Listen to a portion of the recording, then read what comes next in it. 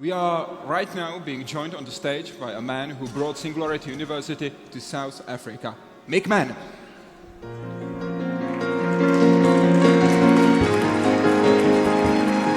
Welcome. Thank you very much for joining us. How's the summit in South Africa different to the summit in the Czech Republic? Well, it's a bit of a, we do it in a racetrack. We do it at the Kyalami racetrack, so it's quite a bit of a different venue. Yeah. And we have a few different technologies that we focus on because we have different needs. Needs. Yeah. Okay. You will talk about the future of professionals. Yes. Let's go for it, please. Thank you. Hi, everybody. I just want to start by saying thanks to Daniel. I think he's doing a great job. And thanks to Eva and the whole Singularity Czech team and the global SU team. It's been an incredible day and a half of learning, and there's still more to come. And finally, thanks to all of you here today for being open to learning new knowledge. I want to start by telling you a story of a young boy in Kenya who learned how to throw javelin by throwing sticks on the way to school and in school competitions. He had the potential to be a young superstar. Although when he finished school, there was no outlet for him to continue learning javelin. Most of the funding would go towards the runners in Kenya, and he thought that his dream was lost. Until one day in 2009, he discovered an internet cafe and YouTube, where he could go and watch his favorite Olympic champions throw javelin, and then rush out back to the field and go throw the javelin and copy what they had done. Well, he is now known as the YouTube man, Julius Jaeger, champion javelin thrower. Just 1 year later, in 2010, he competed in the Commonwealth Games. And in 2012 and 2014, he won a gold medal in the All Africa Championships. And in 2014, respectively, he was the first Kenyan to win a gold medal in a field event at the Commonwealth Games. And then in 2016, he won a silver medal at the Rio Olympics. Who would have ever thought that Julius Jaeger could become a professional athlete from watching YouTube? This is proof that the world has changed. And as we know, everything about the professional industry is changing at this exponential rate. And what it means to be a professional today is not what it will mean in the near, far future. Everyone is saying the machines are going to take all our jobs and do everything a human can do. And how do we prepare for this? Well, my goal here today is to give you an understanding of how the professional industry is moving from a scarce, exclusive model to one that is open, accessible, and abundant, and to give you some of the tools needed to thrive as an exponential professional in the future. So, traditionally, professionals have always been these gatekeepers of knowledge, this very exclusive club that's very hard to get into, passed down from generation to generation, father to son. There's a great famous quote from an old eminent architect, Philip Johnson, that says, "The first rule of architecture is to be born rich. And the second rule, if you're not born rich, is to marry rich." This was an extremely, extremely hard club to get into. And there are 4 similarities that professionals all have. 1, they have specialist knowledge that lay people do not, and they're meant to share that knowledge. 2, their admission depends on credentials. They are meant to have extensive studying and practical experience and keep abreast with the latest trends. 3, their activities are regulated. Only a doctor can prescribe you medicine, or a lawyer can issue a summons, or an accountant can prepare the books for the board to read. And they are normally governed by associations and governing bodies. And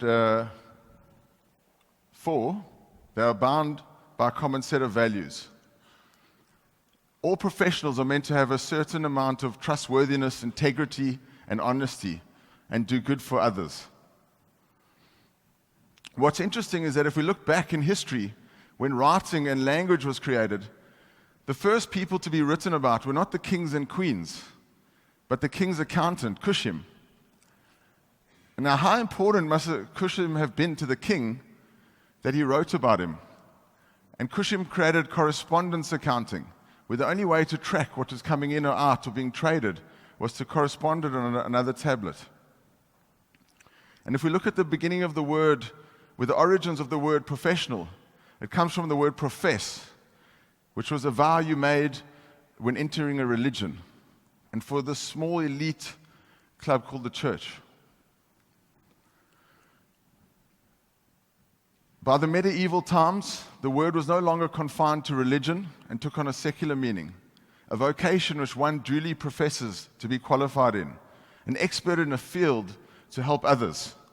And these were the three learned professions at that time. Then with the rise of technology and occupational specialization in the Industrial Revolution, we saw many more bodies claim professional status. And all of these professions were considered professions by the 1900s. And in 1933, Carr, Saunders, and Wilson wrote the famous study called The Professions, which most researchers use today to classify what it is to be a professional. And again, we saw the professional industries open up and many more people coming into the professional world. Now, I want to point out two incredible professionals and inventors who really changed the game and disrupted the world. Thomas Edison, who invented the light bulb and direct current, and Nikola Tesla, who took that further with alternate current. The rise of this invention gave way to exponential growth in that period. And we saw a whole bunch of new professions coming out. You now needed an electrician to fit your light bulb in your home. And we believe that the professional industries are going through this deceptive phase, as we've heard earlier. And the thing about the deceptive phase is that it makes the future seem uncertain and murky. But Singularity University teaches you to look above that uncertainty, at the exponential trends and growth that is happening. And we believe that the professional industries are about to hit the knee of the curve and disrupt because of these exponential technologies. You see, we've worked out how to create a professional on a conveyor belt. You go to school, you get primed into a career, and then you squeeze into a job. This is a very, very efficient system. John Hagel, from the Center of the Edge, calls this scalable efficiency. He goes on to say that this system doesn't work anymore because it still costs a lot of money to become a professional and takes a very long time. And most students, especially in the US, are left with large debts when they finish their studies and become a professional. It's expensive, it's limited, and millions of people around the world still don't have access to professional help. When you need to go to a lawyer, it's not uncommon to think about the price. But arguably from the lawyer's side, it's cost him a huge amount to get there. So how is this going to change? Well, I believe through two ways, through scalable learning and through human-machine convergence. The traditional role of the professional as this gatekeeper of knowledge is over. And the future is about scalable learning, learning from the future, learning from each other, learning from new outlets, not just learning from the past. The internet has given anyone with a connection the power to find out anything. Now anyone can diagnose a cough or do their tax returns online. Online communities, interactive learning platforms have given us access to incredible information. And I'm going to just mention a few. This is Udemy. Has anyone heard about Udemy here? A few of you? Yeah. So Udemy has about 15 million students a month and has over 70,000 courses. I just took a still of this to show you. This is an engineering mechanics course that is less than €7 that you could take. And over 2,000 people have already taken this course. Another incredible platform is Khan Academy. Who's heard of Khan Academy here? More hands. Yeah. What's great about Khan Academy is that it's free for everyone forever. 24/7, you can go on Khan Academy and learn almost about anything. And it's an incredible, incredible platform. I went on here and I was learning all about health and medicine. You watch all different types of videos, and there's interactive surveys and tutorials. It's really, really amazing. You could go on here tonight, anytime, and start learning about anything that you want. Let me ask you guys, have you heard of this platform, Twitch? Anyone a gamer in the room? Yeah, there's a young gamer. So Twitch is a place where you watch people do things. Mainly play games, but it's branched out into all types of things. It got bought by Amazon in 2012 for almost $1 billion. And now it has millions of people on this platform. I took this picture of co-organised, where this is a few months ago. He had made 3,800 clips. You can see him in the little corner there. He's teaching people how to play this game. And he's had 86 million views on this clip. And he had about 800,000 subscribers at this time. And it's an interactive learning experience because you've got his whole community that is talking back to him while he's teaching them how to play the game.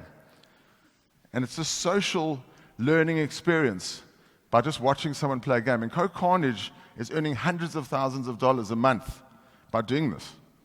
Who would have thought this as a profession just a few years ago? I took another picture of co-organised 2 weeks ago, and he's now made 4,400 videos. He's got over 1 million subscribers, and just this clip has had 115 million views. Another great learning platform is TED. Who's heard of TED here? Almost everybody. TED has given millions of people access to incredible information from experts around the world. As well as learning through live events such as these. Chris Anderson, who's the founder of TED, says we're going through a talking renaissance, where by being exposed to many topics in one sitting gives you the insight into the thread between all knowledge. This is called contextual knowledge, and is a new way of learning. Now, one of my favorite platforms is Udacity. Has anyone heard of Udacity here? Not so many. Udacity, what they did is they went to all the big tech companies in Silicon Valley. They're based in Silicon Valley. And they went and they said, what do you need us to teach students so that they can finish a course and then come work for you right away? And they created this thing called nano degrees. These nano degrees are 3 to 6 month degrees that you can take, and you can learn about all types of things, robotics, programming, flying cars. It's really, really incredible. And I was fortunate enough to be there in February, and one of the things they teach you is how to create the next autonomous vehicle. So to do that, they had to make their own autonomous vehicle. And we got to ride in it in the rain. It was pretty scary in this parking lot, led by this instructor who I don't even think is the legal drinking age yet. And it was just an amazing experience. And the most amazing thing for me was that the person who programmed this autonomous vehicle that we rode around in the parking lot was a student from Africa. So he was hundreds and thousands of miles away. Now I want to show you an example of something from South Africa. This is Murendeni, who had this dream to fix the water crisis and wanted to purify water in a new way. With no prior education and no university degrees, he went onto YouTube and looked through Google research papers, and he taught himself nanotechnology. And he worked out a way using macadamia nuts to purify water in a completely new way. I mean, this is incredible that a guy could go from having no education to teaching himself on YouTube and online on how to do this. And what he's doing is every 20 liters that he sells, he gives back a liter of water to the community.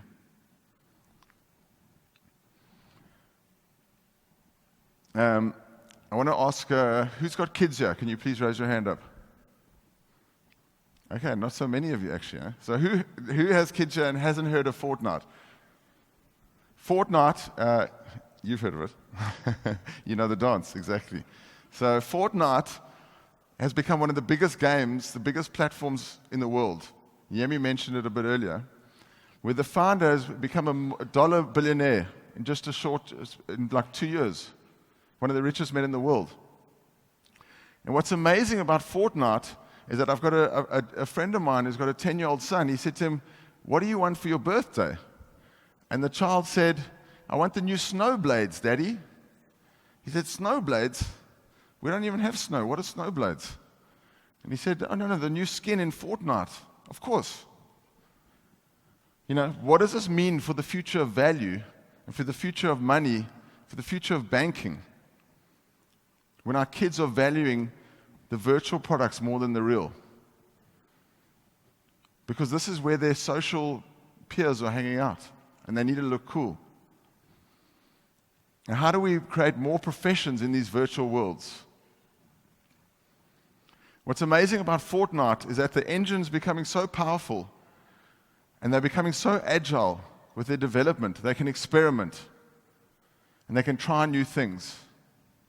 And as Yemi showed you, this concert that had 10 million people attending was just a few weeks ago with Marshmallow. What I wanted to mention, you can lower it a bit. What I wanted to mention about this concert is that out of all the 10 million people that attended, most of them attending, it was their first experience of a concert, ever, because they're all young kids. Yo, what is up, jumping in front of the screen. My name is Marshmallow. Where we used to experiencing a concert in reality and going there with our friends, they go with their friends in virtual reality. Let's go. I can't wait to see what Fortnite's going to come out next, with their next experiment. Another incredible change in the world is live streaming. In China, the live streaming market generated $4.4 billion last year. This year it's set to overtake the film market. And I think about almost 600 million Chinese have live streamed. We have millions and millions of people earning their living as a new profession, putting on their makeup every day and teaching girls how to do their hair. You know, who would have thought that this would be a profession of the future? And it's only the beginning of this live streaming revolution. So the second force that's going to change the world of the professions is human-machine convergence. As we heard from Jody earlier about the superhumans and augmenting humans, the doctor, the surgeon already is now a VR specialist and doesn't operate directly on the patient anymore. They go in they VR into that machine, and they've got robotic arms that are so precise it can peel a grape. This takes away all human error. I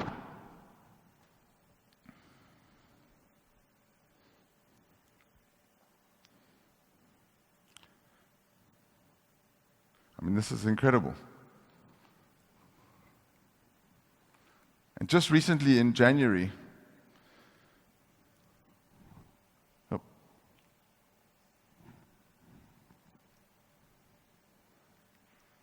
there we go. Just recently in January, a doctor in China on a 5G network operated on an animal 50 kilometers away and took out his liver. I mean, this is like out of this world. You don't have to be in the same place you're working anymore. You're going to be working in remote places from around the world.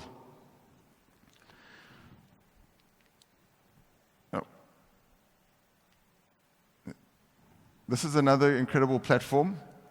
Robo-advisors are set to have $50 billion under management already and are predicted to have over $250 billion under management by 2020. This is called Betterment, which is an AI platform that helps you invest your money better. Betterment will take anyone's money, doctors, lawyers, accountants, and everyone that joins the network makes the network stronger. Who would have ever thought that you don't have to worry about your own investments anymore? And you can use the power of AI to help you invest better and grow your fortune. Now, we heard Taddy talk about virtual reality and how the schooling system hasn't changed in hundreds of years. Well, if we're going to be building in virtual reality and we're going to be working and our professions are going to be in virtual reality, why don't we teach our kids to learn in virtual reality? The curriculum is outdated. Take a look at this. I just need some sound on this one. Teaching and schooling hasn't evolved and is based off repetitive memory learning. Introducing the future of education, where teaching can be transformed and enhanced using the power of virtual reality.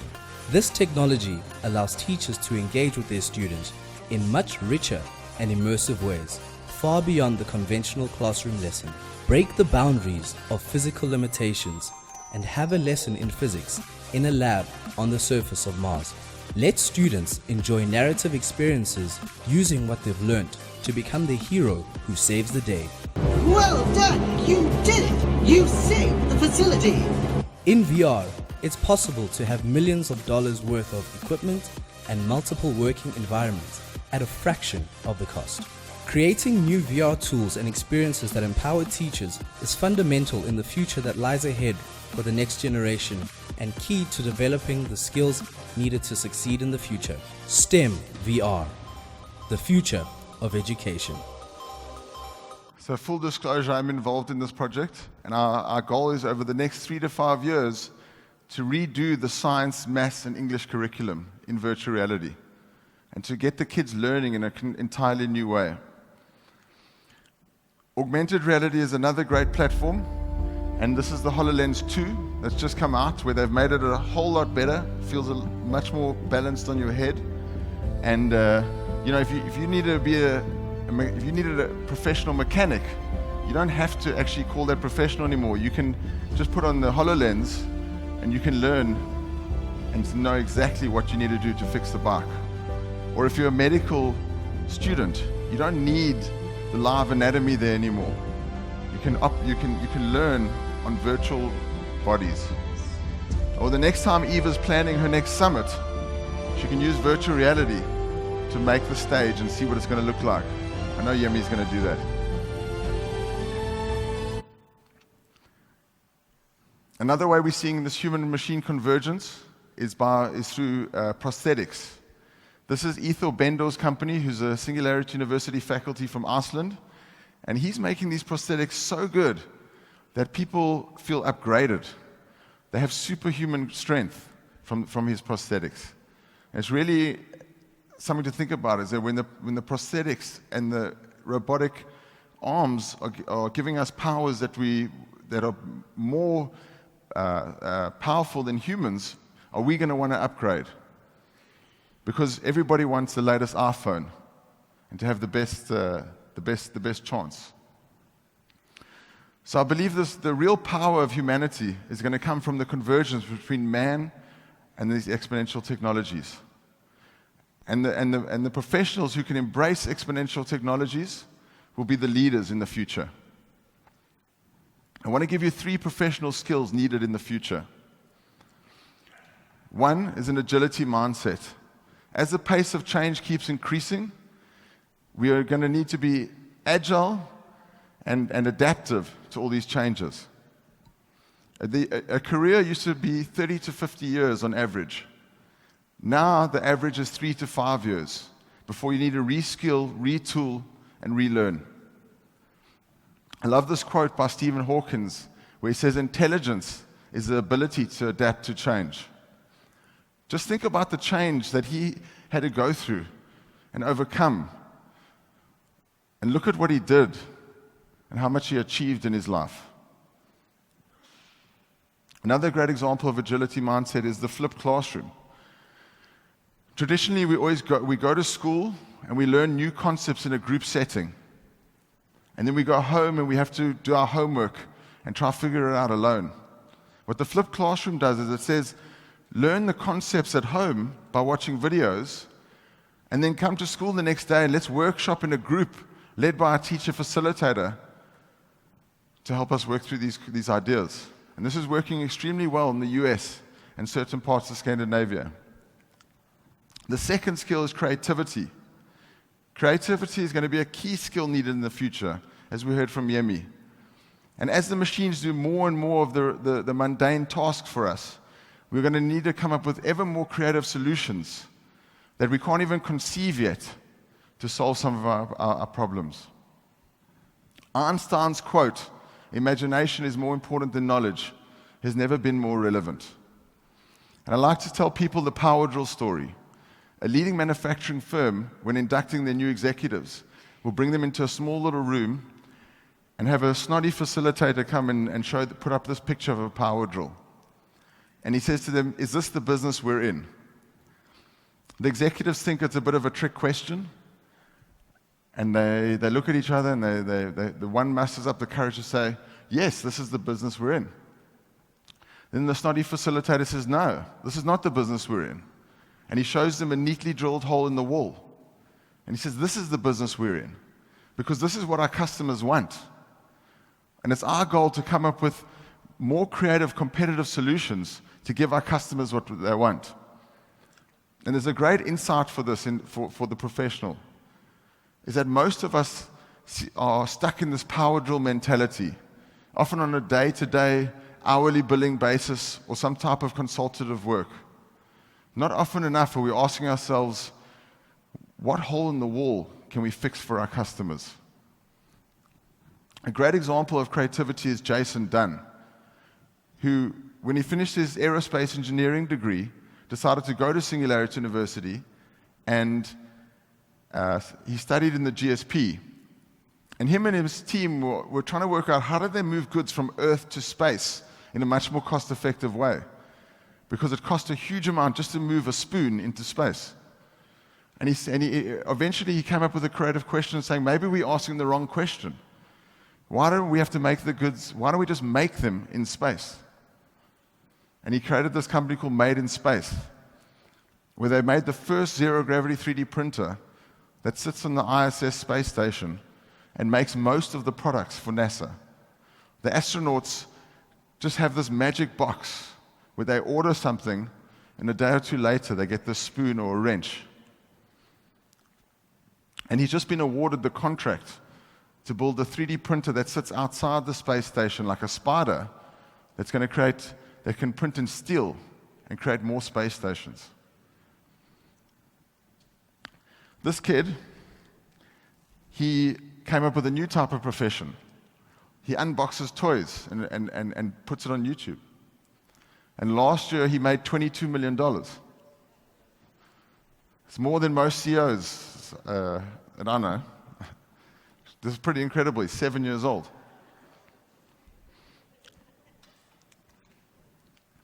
So the third skill is networks.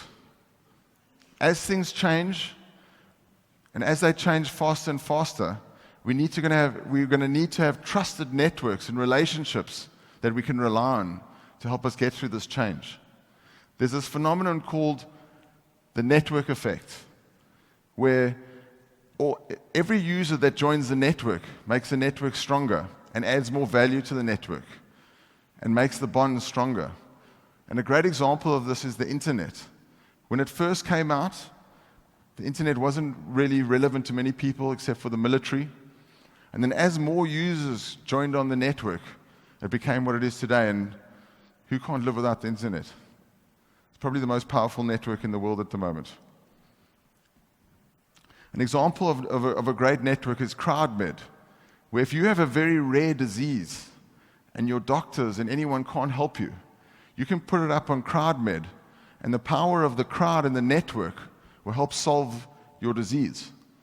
And they've solved many, many diseases that were seemed to be, people thought they were going to die. So the professions are moving from elite to accessible. We no longer need to learn from these expensive resources anymore. And the future is, you've just seen, the learning is exponential and scalable.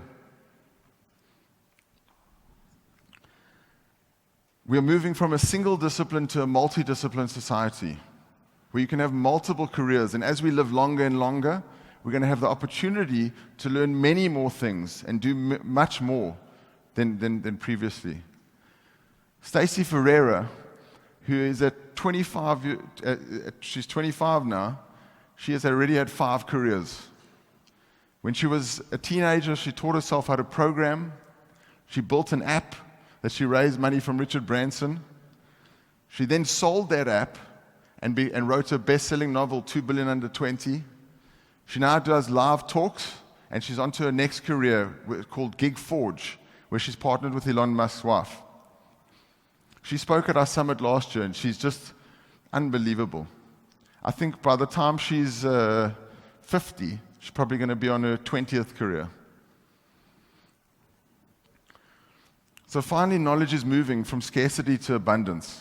Peter Diamandis writes in his book, Get Abundance, that as technologies become information-enabled, they ultimately demonetize and democratize as the cost drives to zero, and they become abundant for all. And Ray Kurzweil, the other founder of Singularity University, writes in his book, The Singularity is Near, that we already have these brain extenders in our pockets that can answer almost any question that we may have. And he predicts that by 2029, the computational power will be so great that we'll connect our neocortex to the cloud. Just think about how we're going to be accessing information and how quickly we're going to be able to learn and use those skills. So I want to conclude by saying that I believe technology will bring our humanity back. What it once meant to be a professional is still what it can mean today. We just have to be open to it. And we need to ask ourselves, how can we change the world and be open to change? Thank you.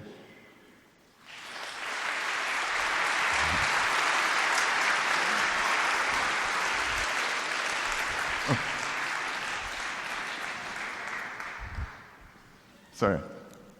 I assumed you are running for the break. No? No. Could you give me a minute more? Sure. Cool. Why should we come to South Africa for the summit?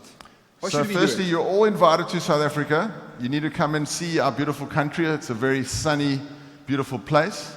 And you're all welcome and invited. And if you want to chat to Eva, we can definitely make it happen. And we're going to be having an incredible event. We'll have about 2,000 people. It'll be our 3rd year, so our 3rd summit. And it's going to be really great. Yeah. Thank you very much for the invite. Mann, thank you. Thank you.